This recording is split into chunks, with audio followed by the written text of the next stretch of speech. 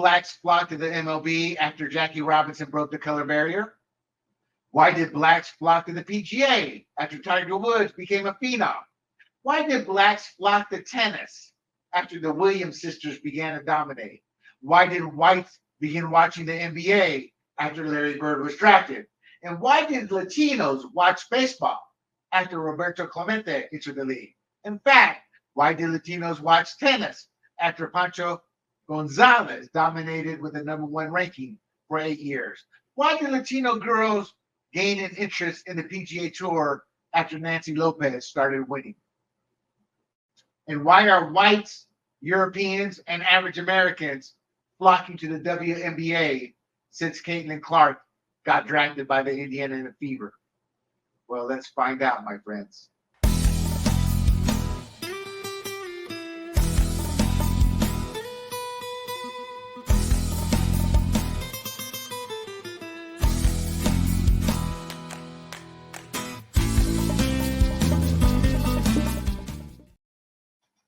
Hello, everybody. This is William del Pilar. This is Points on the Board, where politics and sports meet.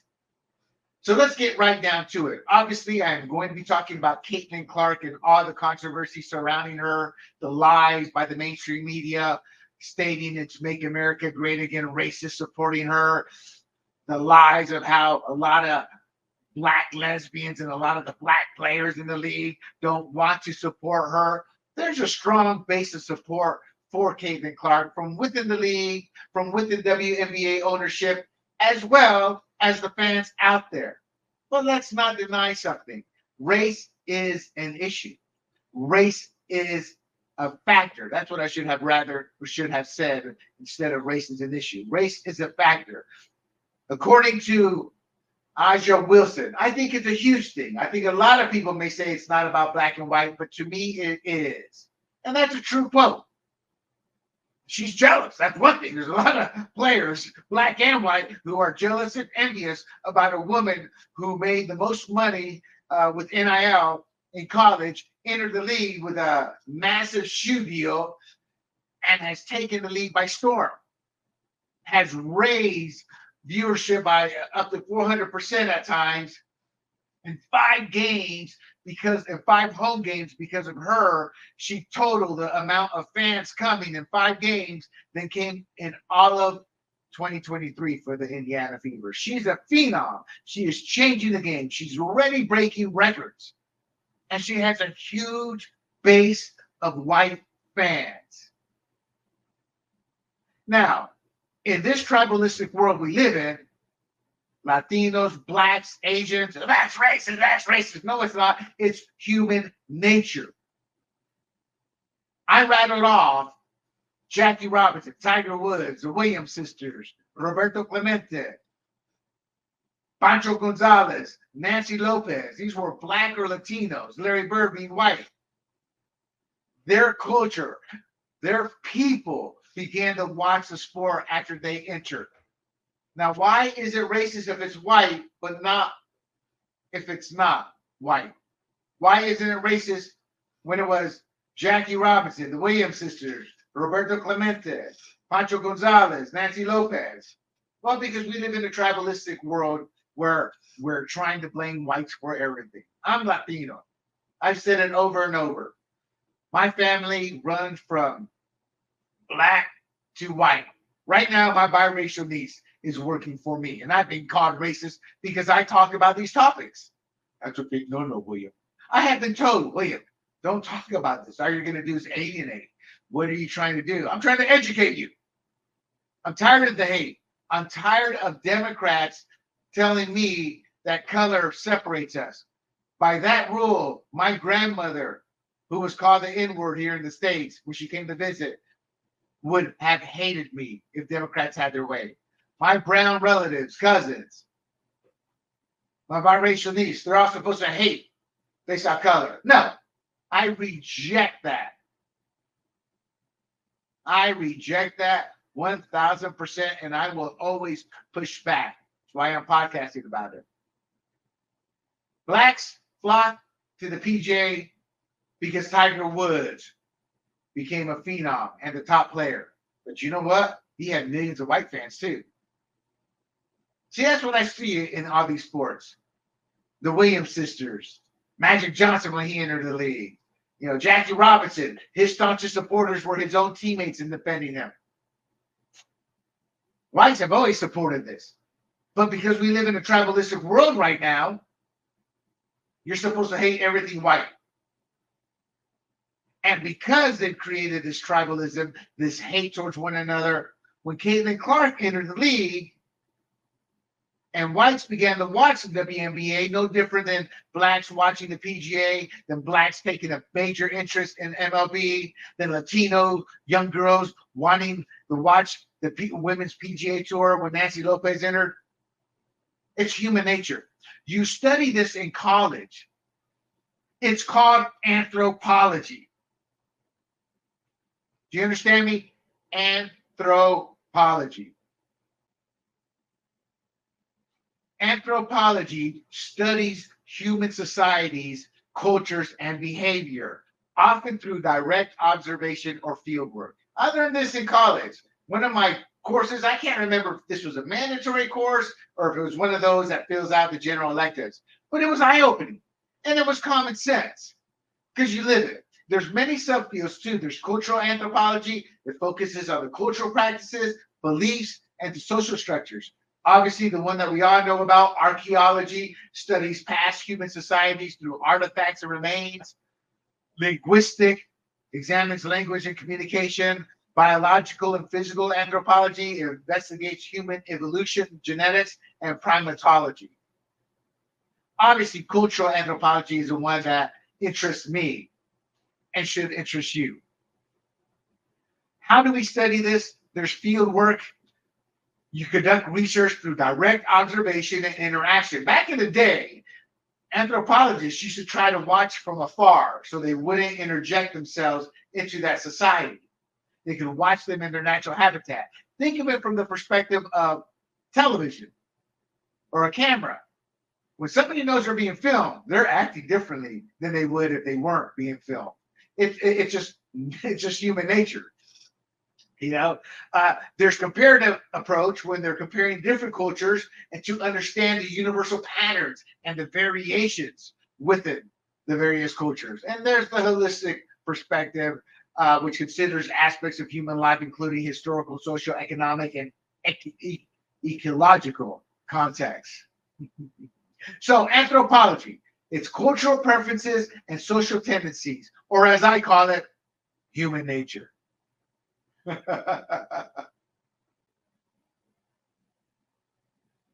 There we go. So obviously Anthropology 101 is what I'm calling this. Is an introduction to cultural anthropology, which is social or social cultural anthropology. It's a study of human society in all its profound variety.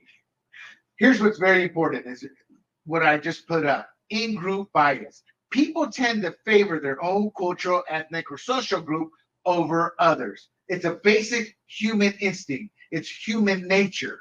And so when Jackie Robinson broke the color barrier, blacks flocked to it because of an in-group bias. They saw their guy in the league. When Larry Bird entered, whites saw their guy in the league. And for the record, Larry Bird and Magic Johnson saved the league. Nancy Lopez with Latino girls in a league that was mostly known jokingly as being lesbian, the PGA Female Tour. There's a beautiful young woman, Nancy Lopez, Latina. She wasn't even allowed to play in the country club in her town where she grew up because Latinos and women wouldn't be accepted in there. So that's a big reason why these cultures, their followers, meaning the fans, gain an interest because they favored their own culture, ethnic, and social group over others. They wanted to see them win. They were rooting for them. However, there's also something called homophily, and that's where individuals often associate with those who share similar characteristics, such as language, religion, or background. So you have in-group bias and homophily. Translation, we are more comfortable with like-minded individuals. Now, that's just a culture, because back in the day, Whites were a culture that evolved and became one of their own. So thus, that's who they interacted and grew familiar and comfortable with. In Africa, it was blacks. In Europe, it's whites. Central and South America was Latinos, and there were Indians everywhere. Native Americans, not Native Americans, but Indians. In South and Central America, North America. Then you have the actual Indian country. But I grew up in a mixed clan, and because I grew up in that as a child, I accepted my brown cousins. I accepted the fact that my older sister had Indian features, Asian features. I accepted the fact that my mother did not look like any physical association, yet we were blood. She looked like this little Asian. I accepted the fact that my grandmother looked black because that's how I was born and raised. So I don't believe it's indicative of just one color, one culture. I think it became that because that's how human nature and how we evolved tended to happen. But I was brought up in a completely different culture of months. And it's funny when you see pictures of little children, blacks and whites hugging each other playing, because they don't see that they know they're different, but they don't recognize tribalism. That's a taught hate. Tribalism is hate. I saw a 2-year-old black girl hating on cops. That's taught. She wasn't born that way. So when they talk about a white racist gene, that's a crop. Whites bought slaves from black Africans who were waiting for them at the beachheads to sell them to them. A few whites would go inland with black guys and people they made deals with or were working with, and they come out with the slaves. So is there a black racist gene that made blacks conquer other blacks and then sell them? No, it's sheer stupidity. It's anti-science is what it is. It's just human nature in our makeup. The strong take from the weak. In the Roman Empire, slaves were conquered lands. They were same skin color, different culture, same race. Comfort and familiarity. Being with one's kind provides comfort, shared experiences, and familiarity. Social identity theory. People derive self-esteem from group affiliations, leading to a preference for in-group members. So theoretically, the WNBA is its own group affiliation, but yet they're not welcoming Caitlin Clark, not all of them. So this is talking more about like-minded groups. But the downside of all this, stereotypes and prejudice. Cultural biases can lead to stereotypes and prejudice against out-group members.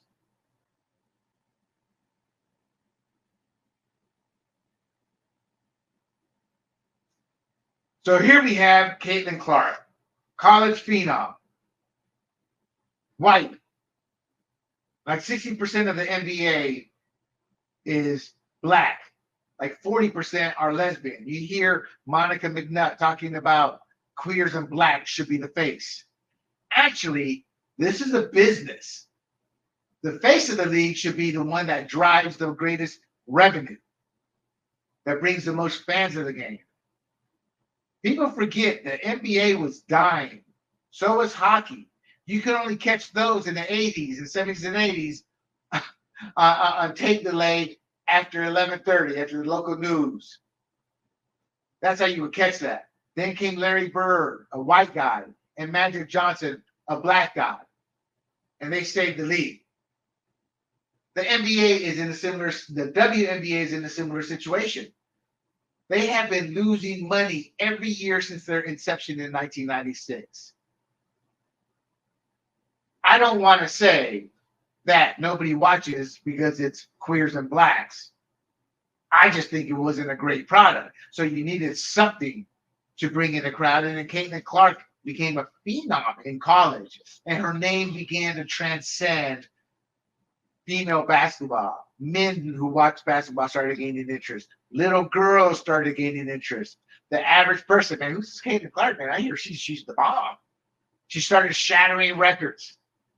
And obviously with that came hate and envy. And I do mean that. There are a lot of petty people, but she superseded that and just rose above it. And she's actually a great, great spokesperson for the league. She doesn't let any of this flat affect her. She's even keeled. You can tell she's becoming more and more beloved by players in the league, by her teammates. She will do great wonders and possibly bring the WNBA into profitability. She can break the stereotypes and prejudice. Remember what I just said. Cultural biases can lead to stereotypes and prejudice against out-group members. Caitlin Clark is a straight heterosexual woman. The stereotype of the league is all black and lesbian. And that's not true. As I said, 60% is black, 40% is lesbian. So there's a lot of white and a lot of straight, a lot of European, some Latinos, some biracials. It's a mixed league that's dominated by African Americans. But it's not as Monica McNutt wants you to believe. As she said, queer and black. It's not that. It's more than that. And Caitlin Clark is making an impact. Again, cultural biases can lead to stereotypes and prejudice against out-group members. And that's what we're seeing towards Caitlin Clark. A lot, because politics has made us so tribal, specifically the Democrat Party. I heard Biden today at an NAACP just talking about racism and blacks. I'm sorry, and Trump. Yet Trump gave us the greatest economy and did more for black Americans as well as Latinos than any other president. Trump had the working wage rising, and that doesn't happen. He was right. Blacks benefited the most. So these are just racist tropes being pushed off, and poor Caitlin Clark is feeling the brunt of it. Human nature dictated that a lot of whites would follow her. I did. I'm like, here's this skinny white girl coming in and dominating. A lot of black NBA players who love her to death and support her are saying the same thing, you know? So she's actually elevating the league, and some people don't like that. Those people, we have to ostracize those people. We can't allow what Caitlin Clark is doing to be stopped because somebody's just envious. So there's something called cross-cultural interaction. Efforts to bridge cultural gaps can promote understanding and reduce biases. That's what I'm trying to do here. I'm trying to educate you to sit there and make you understand this is human nature. That's why blacks flock to all these black athletes who broke barriers. That's why whites flock to the NBA when Larry Bird entered the league. That's why a lot of young black boys are now young black quarterbacks because of those players who broke the barrier. Jason Sehorn really didn't create much of a barrier breaking with the cornerback position, though, but he broke the barrier in his own way. He was a running joke, not inside the league, when he would cover a brother and pretty much blanket it. You know, the stories that would come out that you hear that the news will report on, they'd be ragging on the receiver. Man, you let Jason Sehorn take you out, you know? And it was sad and good fun. I remember growing up, my friends who were black and Latino, dude, you're the only Puerto Rican I know with 2 left feet, they would tell me. I eventually learned how to groove and dance. And then I remember being at a nightclub with my friend who was black, and it was a non-black nightclub. And then we had to bolt and leave. I was like, dude, why? Man, I'm getting ready to get to hit some of these chicks. You know, they want me. They're talking on me once they found out I was Puerto Rican. Well, because a group of black men there did not like that. And they were getting rowdy. They wanted to take me and my friend out. So we had to leave.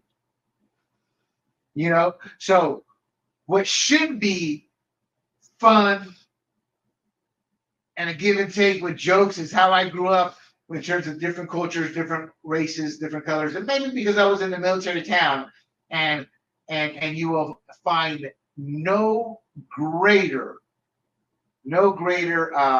diversity than in a military town. high school, blacks, whites, a lot of Lumbee Indian where I grew up at, Asians. We were all friends. Now we did have our own groups. Again, human nature, but the interactions that brought us together, we all bonded. I'm still friends with those high school buds of mine to this day. There's a group of black, Latino, and whites that I'm still friends with. The ones I was friends with who were Asian kind of stopped, just kind of went our own ways. But there's that other group I'm still tight with. So when an outsider enters the world of a different culture or race, in this case, Caitlin Clark, straight, white, financially successful, before even playing the game in the WNBA, human nature will show its ugly colors. And I say ugly colors in this case because of tribalism, because of politics. Normally, they would kind of like, who is this chick? Then they would accept her after she proved herself. Now it's Monica McNutt demanding obedience. You better show us your white privilege and accept what this league is all about. That's wrong. She should be ostracized, but she's not. She should be, but she's not. See, we ostracize white races. We don't ostracize Latino or black or Asian races. And we should. Because until we ostracize those who push and promote hate, we'll never come together. And we need to do that. And I believe Caitlin Clark is one who can help make that happen. Again, race and homophily. The tendency for people to prefer living with others who are like them is known as a homophily effect. This phenomenon occurs across various characteristics, including race, ethnicity, social class, gender, religion, and political affiliation. Do you see that? It's not just color. Here we go. Yeah, I was looking for this. Homophily, the tendency for people to prefer living with others who are like them is known as a homophily effect. The tendency for people to prefer living with others who are like them. That's why you still see segregation, self-segregation in the suburbs, in the city. It has nothing to do with racism, it's comfortability, and this is scientific. What we have to do is work towards coming together. We do that through schools, through jobs, through sporting events. This phenomenon occurs across various characteristics, not just race, but race, ethnicity, culture, ethnicity, social class, the rich like being with the rich. The poor were forced to be with one another. We like to be with the rich. Gender, my belief that men can't claim to be women and play women's sports. Religion and political affiliation. Conservatives with conservatives, liberals with liberals. But because we are civilized, we used to work together. Now, Democrats want to travel. And it is Democrats. The Republican Party was made to help end racism. I always tell a black person or a Latino, come with me to a conservative meeting. And every single time, not one time, has it not happened. Every single time they're shocked at the friendliness, the openness. I've had people tell me, William, man, this isn't nothing like I thought it would be. It's because you've been lied to. My friends, don't believe me, call me up. We'll go to a meeting and you'll be shocked. The homophily effect is evident in racial and ethnic preferences. Again, people tend to associate with those who share similar racial backgrounds. Look, all this is complex. It's influenced by culture, economic, and historical factors. However, our desire for social connections and similarity that can shape our living arrangements and interactions. And what I'm trying to say there is our desire to go out and interact. We can change this. We don't have to do it just white to white, black to black, Latino to Latino. That's why I love safe spaces. We need safe spaces. No, you don't. All safe spaces do is promote racism. Why? Because when you sit there and go to a safe space and it's all white or all black or all Latino, actually it's not white. That's the only safe space not allowed. But when it's black or Latino, all it does is create more racism because you start to bitch about the other cultures. Latinos will bitch about whites and blacks. Blacks will bitch about Latinos, whites, and Asians. Safe spaces are not good. They promote greater hate and greater racism. Part of the interruptions, Michael Wilbon called out the national media for failing to recognize the aspect of race in Kennedy Carter's hard foul of Caitlin Clark. That's what it was, a flagrant foul. She went in there, just didn't like her. Boom. Hip checked her. Flagrant. She should have been suspended for a few games. That's also how you end this. Suspend people. Eventually, the players themselves will have to come along. But the league can't take steps, not to create or force that change, but to discipline and go, no, you're not going to cross that line. Because that line goes from there to violence, as we saw with BLM and Antifa, one being a racist group, the other one being a fascist group. Wilbon discussed, and this happened months ago, Wilbon discussed the importance of race in the discussion about Caitlin Clark and how Larry Bird and Magic Johnson's rivalry impacted and grew the league. So there's a lot of positive that can come about this. They're trying to make Angel Reese Caitlin Clark's nemesis, but it's an artificially manufactured rivalry. Magic and Bird went back to college from the sense of on the court. Caitlin Clark is just light years ahead of Reese. Reese does double doubles, and about a third of her double doubles have come from her catching her own rebounds. A third, about 30%. It's ridiculous. Caitlin Clark is shattering. So they are going to have to find somebody to help create a rivalry. That's what they're looking for. I don't think it's going to be Angel Reese, and you're seeing that now. Caitlin Clark's starting to separate herself from the other rookies in the league. It's not even close. It's like she's literally like in the top 5 in 20 categories. I mean, she's shattering records. So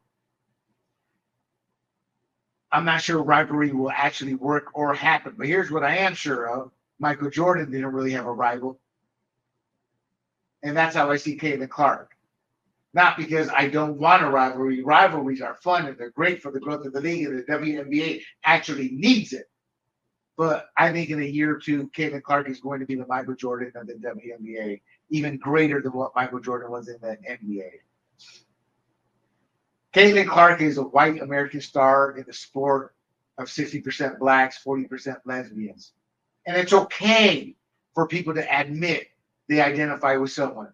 That's what Wilbon said. Again, Tiger Woods, the Williams sisters, Dominique Dawes in gymnastics, Arthur Ashe in tennis, and obviously the greatest of them all, Jackie Robinson. And what I love about the Jackie Robinson story isn't just Jackie Robinson. It's how his white teammates were willing to throw, I don't want to say their lives on the line, but they were willing to go to hell to defend him because he was their teammate. Again, he became part of their culture. He was a Dodger. He was one of them. That's what I love about sports. They bring sports in the military. They bring us all together. In sports, to win a championship. In the military, you don't work together, you die. It really is that simple. You know, Kornheiser agreed with Wilbon, but said Clark is being deliberately hit by her opponents. And that's true, too. It's part of the growth process of change. We've kind of regressed as a country with tribalism, and it's not a good look. Other nations mock us, laugh at us, and other world leaders, China, Russia, leaders in Central America, they mock us because they see this. And they're like, who are you guys to preach human rights? Y'all can't even get your own act together. And, you know, Wilbon was right when he talked about this. Again, this show was months and months ago. The WNBA can't legislate this, but they can penalize for flagrant fouls, suspend for when people cross the line. In the end, racism and bigotry are in every culture. That's no doubt. I have seen that firsthand. I have seen white racism, which is minimal now. We've literally wiped it out. I was arguing with my partner, white nationalism is a problem. Nah, he's got a problem with it. I told him, go look at the stats. You know, because it's literally non-existent. However, I have seen Black and Latino racism, people of color, I've seen their racism rise. And because society doesn't deem them to be capable of being racist, which is the the biggest lie in the world. Hate is taught. When I went to Compton, I was told by my friends who are black, do not stop in there. Do not get lost. Or else you will regret it, possibly with your life. That's what I was told. I was told that by the uncle of my friend whose car I was dropping off there. He kind of hugged me like this. Said, bro, you go out this way, that way. This is where you need to go. And you're going to hit the freeway here. Again, racism and bigotry are in every culture, and we must fight that within ourselves. I've had conversations with my friends who are black and my Latino relatives, and we all acknowledge there is racism. You have to, but by growing up together, by working together, playing together, it changes. But we constantly have to look in the mirror and understand we have to make that change, because human nature, we want to be with like-minded people. We want to live with like-minded people. Culturally, ethnically, religiously, however you want to say it. But that's human nature. That's anthropology. It's a college course. It should become a mandatory course. And the final thing I will say for people who doubt me, if white supremacy is as bad as you say, and as a Latino, I have seen white racism. As a Latino, I have seen Latino racism here in SoCal towards blacks. As a Latino, I've seen Latino racism towards whites. I've seen towards Asians. I've seen black racism towards Asians. Something like 60 or 80% of hate crimes towards Asians are done by blacks. And my point isn't to denigrate any one of these cultures, including my own of being Latino. It's to point out hate is everywhere, and we have to ostracize it. We have to condemn it. There were over 400 race hoaxes from, I want to say, like 2012 to 2017 or something, 2010 to 2017, accusing whites of racism. Over 400 were race hoaxes. Obviously, Jussie Smollett is one of the most well-known. We have to overcome that. We have to ostracize it. And we do that by looking in the mirror at ourselves. Caitlin Clark is going to bring people together. That young 22, I think she's 22, that young woman, she's mature beyond her years when they try to get her involved in these racial politics. And how she answers, she stays away from it by giving the proper answer, the true answer. Hey, it's about my teammates. I like my teammates or this or that. To just understand human nature means we want to be with our own kind. I'm looking for the meaning. Again, here we go. Homophily, preferring to live with others who are like them or like one another. Where's that at? Homophily, individuals often associate with those who share similar characteristics such as language, religion, or background, including race and culture. We have to fight that in terms of getting along with one another. Caitlin Clark will help us get there. But she can't do it herself. We have to work together. That is your lesson of the day. Do not forget, you can check out this clip, my podcast, political, entertainment, and we have a lot of sports podcasts at grumblingsmedia.com. You can find us on social media platforms such as YouTube, Rumble, Apple, Google. Actually, not Google anymore. I think they did away with their podcast, but Apple, Pandora, and Spotify. Until next time, I am William Del Pilar, and this has been A Points on the Board. Hey everybody, this is Big John from Grumblings Media, and I just want to say thank you for watching our content. If you want to support our efforts here at Grumblings Media, just smash the subscribe button right here, totally free, or just go ahead and consume more of our great content. Click either one of these two boxes.